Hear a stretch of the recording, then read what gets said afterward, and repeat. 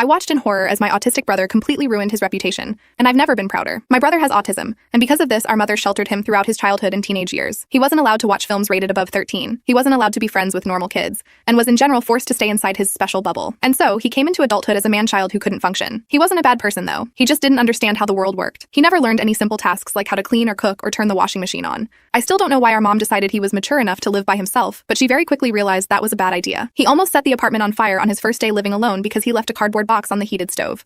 And he almost got arrested on the second day for urinating in his neighbor's plant pot. He explained that he did because he heard that watering plants is good, and as he always made sure to drink his water, he thought that his pee would make a great hydrationer. He moved back into our house that same day, where once again he was sheltered by our mom. Even though he was 20, he still had a bedtime and a nap time, and because of how controlling our mother was towards him, he went insane. After she told him he wasn't getting chicken nuggets until he ate his veggies, he snapped. He screamed at her that he was done, that he wasn't some R-word who was 2 years old, that the reason he is the way he is today is not because of autism, but because of her. She started crying and he went upstairs, slammed the door, and started packing his bags. He left the house that night, and our mother actually tried to block the door, but to no avail. We all tried reaching out him, but he never responded, let us know where he was, or anything of the sorts. About a year later, we saw his name in the news. He was being sent to prison for 5 years for robbing a convenience clerk at gunpoint because he wanted his M&Ms for free. We didn't hear about him again for another 10 years or so until last Christmas. He reached out to me with an apology email. He said he was sorry for everything he did in the past. He told me about how prison had reformed him, and he asked if he could host the family Christmas Eve gathering this year. We all discussed it with him, and we decided to give him one last shot. Well, when we came over to his house, we were in awe. He had a beautiful girlfriend, his apartment was squeaky clean,